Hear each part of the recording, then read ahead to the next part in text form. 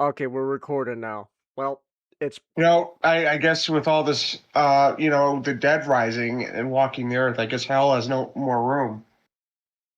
someone should make that like title for like a game or something, man. Just saying. You know what? It's the devil's fault. You didn't rent control hell. So this is so this is what leads. So this is the end result of Has Been Hotel. Oh, true. Well, all right. What by the time we're recording this, we just got done finishing Dawn of the Dead. It is at the moment 11:55, February 2nd. So, even though by the time this recording is done, it'll be February 3rd. It technically still counts because we start recording on the 2nd. So it still counts. Yeah, But hey, Dawn of the Dead! Woo! Huh? How about it? it really is a Dawn of the Dead. Like not like just 10 years later, and you kind of see like the massive leap that was took. Like we I said it from the start of like us watching the movie. Like the first movie just feels a lot more quaint, a lot more like Yeah. you know, uh, like uh, a lot. Like I guess the right word would be like uh more good nature turning into bad. Mm-hmm. Uh, but like the minute you start Dawn, it's like, man, everything feels screwed. The consequences of having a bigger budget this time. Damn.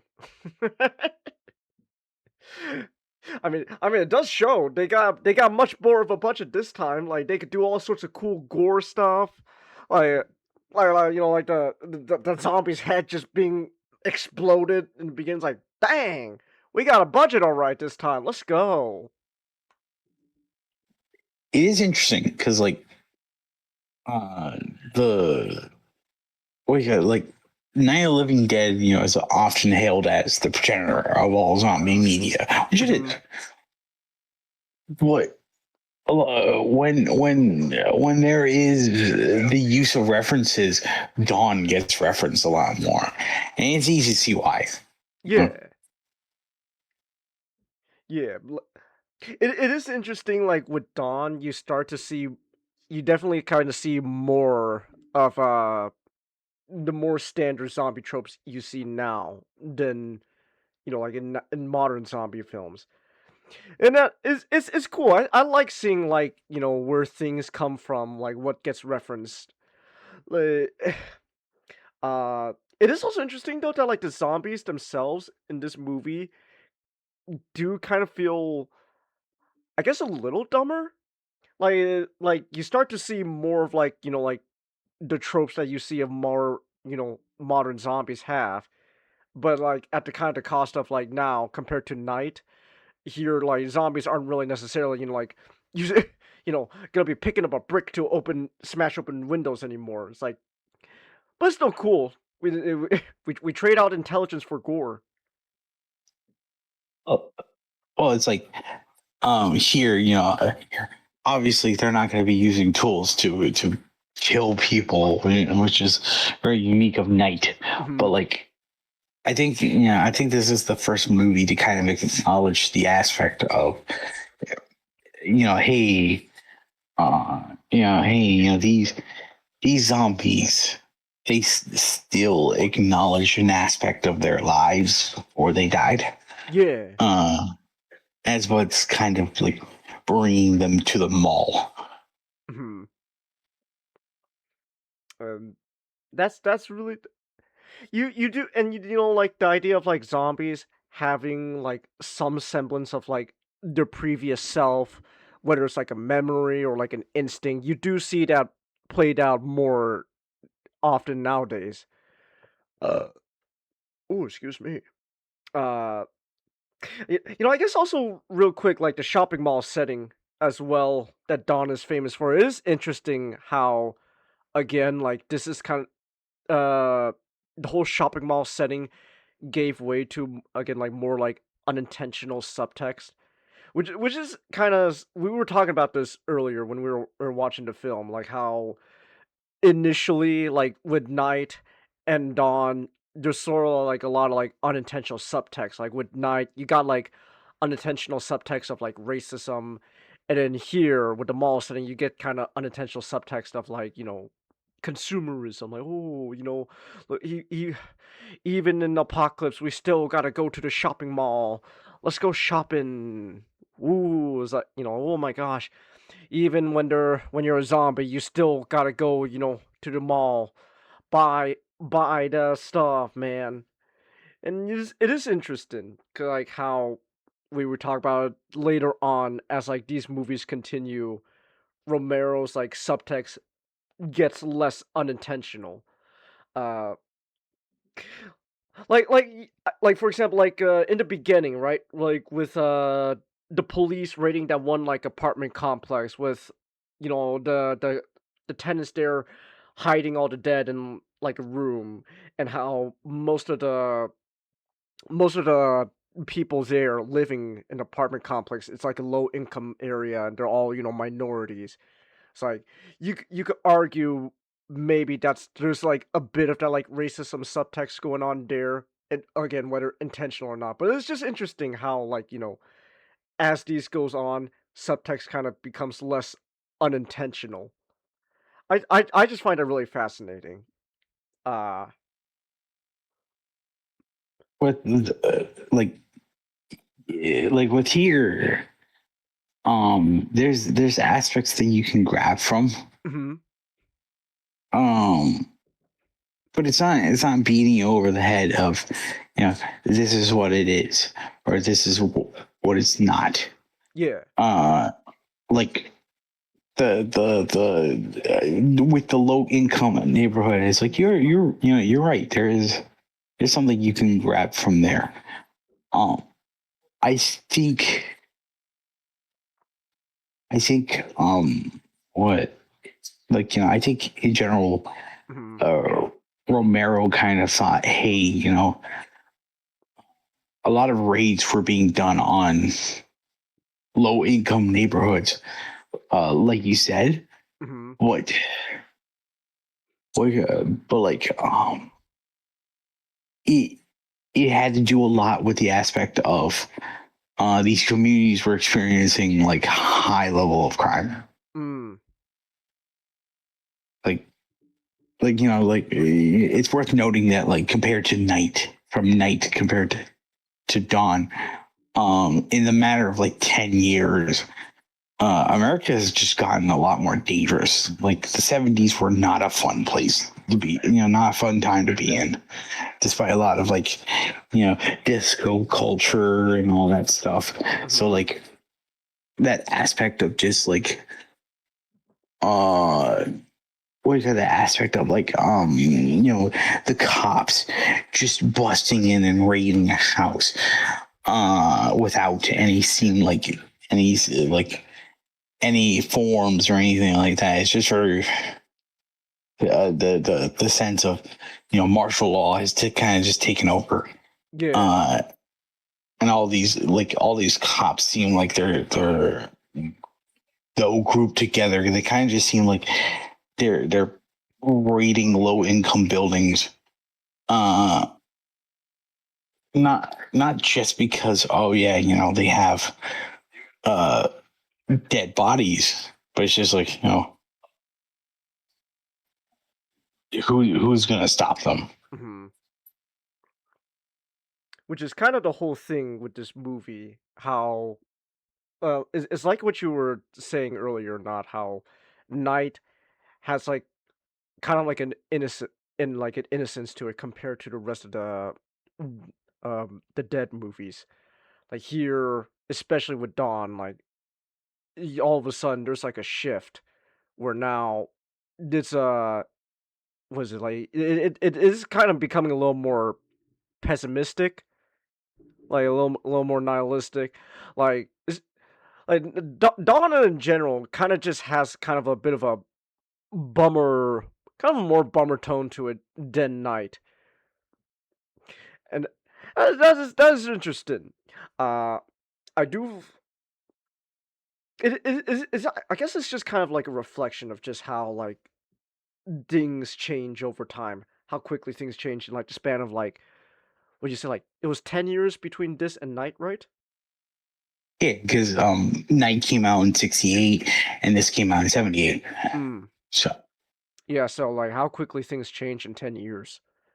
But yeah, no, but I like overall though, like Dawn's still a really, really good movie. Uh, it can be really funny though at times too. Like, yeah, I was about to mention that this is where you can really see like George really playing around with humor. mhm, Uh which like just in like 3 years he'll like with Stephen King he'll make Creepshow. And mm, it's like that's when he could finally kind of just stretch out that that funny bone he has. yeah, like is like I love the bit of that one zombie. Just he's still holding onto Roger's gun even until the end, and he just switches it out for the rifle. It's like, here, take this gun instead. Oh, okay. All right then. That's actually really funny. Like, uh, but like it, I I don't know. I kind of don't really have too much to say, to be honest, with Dawn compared Uh, to Night. like Oh my god. what could be said that hasn't already been said? Yeah, the was it the Dead trilogy Romero made? Like they're iconic for a reason. This is again like just one of those other like classic zombie movies that like everyone references, and it's just really neat to like see what everyone keeps coming back to. Like, oh, okay, interesting. Uh, I I think oh, go ahead. like it's kind of interesting how these zombies as was like as we could like I'm sorry, I'm trying to gather my thoughts. Um, Go ahead. we could how in the modern day we kind of have like we do have like different versions of zombies. Like with The Walking Dead, you see like a lot of the walkers just feel like just look decomposing. Hmm. Uh, and they just look in general they just look you know terribly and scarred.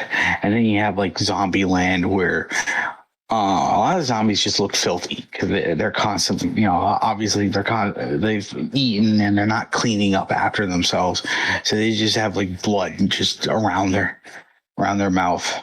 Yeah.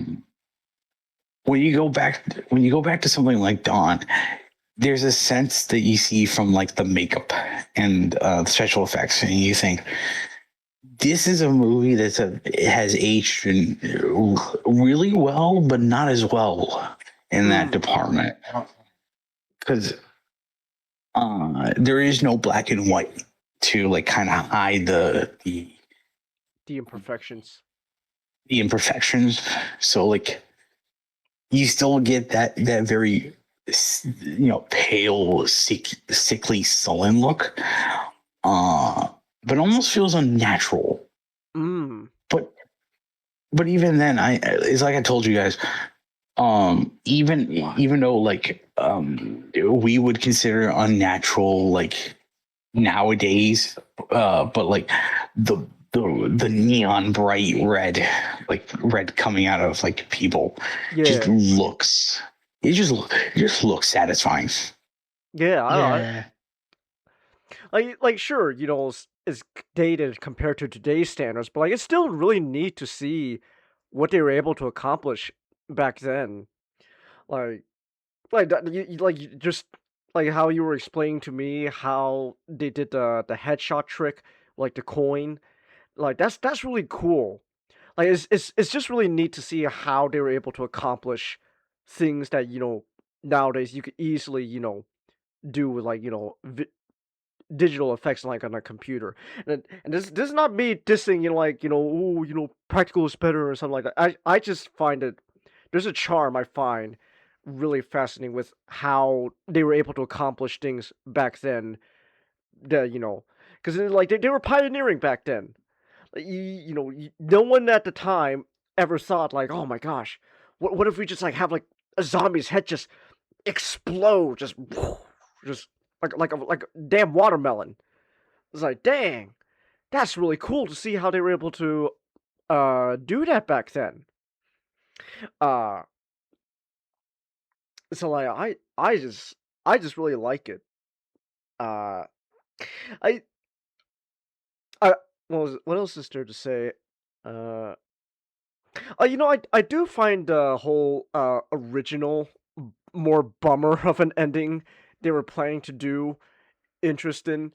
Uh, I I kind of I don't mind like the much more happy ending like is it there's just it's a lot more hopeful ending like oh how much fuel do we got in the helicopters like not much it's like well oh well like but still like like it's a chance of hope like there's some they're gonna get out of there they're gonna do hopefully find someplace better than the mall but it's just interesting how they want to go for a much more downer of an ending, and you kind of it's interesting that you know Romero wanted originally like a much more bummer of an ending because like you do kind of get the again like it's how like as these movies progress, the tone just gets more and more like down, like less optimistic and hopeful. Like by like was it by the time we get to Day, like things in that movie are just bleak. Just like or they're it's already gone to hell. Like it's just everyone's just on the verge of just going for each other's throats. And so it's interesting to see how bleak of a setting Dawn is. I mean, Day of the Dead is comes from like it builds on top of what we're seeing here with Dawn. Like, and I think that's just what I find so really cool about the whole original Dead trilogy that Romero did. How each movie you do kind of get the sense of things are just getting bleaker and bleaker. Uh, and it is fascinating how as these like movies continue to like pioneer what people like what is essentially view as like like the standard tropes you would see in like zombie movies and stuff how that's going to carry over especially like the much more bleaker tones that Day and Dawn set up how that becomes kind of more of a norm going forward with zombie films uh but I do also think it is interesting how even though despite such like as these movies become more and more bleaker, and I don't mean just a Dead trilogy. I also mean like just zombie films in general. How things kind of how the setting becomes more down and a bummer. You see how at least some zombie movies they still kind of want to try to do sort of like a more kind of hopeful ending. Like is there a zombie movie you guys would say that like where like there is no hopeful ending? Like it's just it just ends on just a complete bummer. Like wow, I I'm just gonna have a miserable time after watching that movie. Funny enough, I mean, you probably have already seen it. Hmm. The remake to this. Oh. Because like when like we will like get into detail when we do talk about the Dawn of the Dead remake. Hmm. But like the remake literally just ends with um them finding a solitary island in Minnesota. Hmm. I'm gonna have to talk to Ray. I'm gonna have to ask him, is there just like on Lake Michigan, just like a solitary island that you could like that people can just reach by boat, because they that's what happens in the ending. They reach that island, and then it turns out there's just zombies there, and like the entire movie just ends there, where it's like, yeah, they're fucked. They're fucked. So it's but yeah, but you wouldn't have such like a bummer of an ending to the remake without without like this version of Dawn and Day setting up like much more bleaker tones for this kind of movies. Uh, which again I think is just really fascinating to see. I'm just glad we're doing like these like this 28 movies later thing going on, because like I like seeing these old zombie movies, seeing where this genre came from and how things we know now come to be. uh but overall though, like, yeah, Dawn's good. It is good. We did watch like the normal version because there was like the complete version, right? That's what it's called, like the complete edition. Yeah, because when Romero submitted to the Cannes Film Festival, Mm-hmm. um, it was considered kind of too long for normally, so he had to trim it for the festival, and then he had to trim it for theatrical release, because Mm. uh I guess this is a movie that's good to kind of talk about, like a very running theme when it comes to horror in the late 20th century, and that's the Motion Picture Association of America. Those guys. Yeah, like the MPAA famously, we're giant, like we're just giant busybodies when it came to horror movies. Mm. Um, and so like Romero, uh, Romero, like he's a man, love him or hate him, who will speak his mind, and obviously, when he's told to censor something, he'll tell them to screw off. So like, he cut as much as he could, just so that, uh, like he can fit to the time standards, but Mm-hmm. he didn't cut anything when it came to content, and so because of that, the MPAA gave gave Dawn of the Dead an X rating. Mm. Like, as time went on, it got reappraised, and now we consider it an R. Yeah. But it's got an X, and an X is really special. Nowadays, we call it an NT-17. Mm. Um, it's a special rating because once you reach an X rating, Mm-hmm. it's difficult for most movie theaters to show show it alongside normal, like, no other normal movies. Mm. um and your marketing budget is non-existent. so Oh, okay. so this movie, which James, you could probably pull up like the gross total.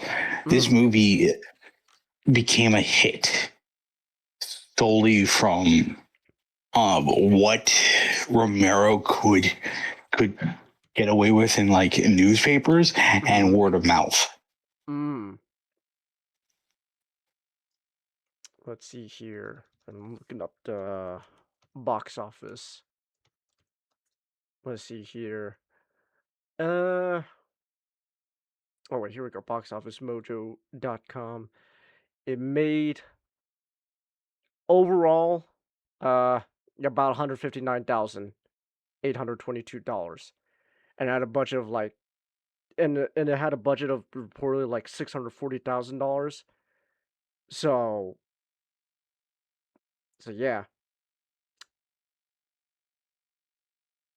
Yeah, like without marketing, it not only made back its budget. It at least made a profit.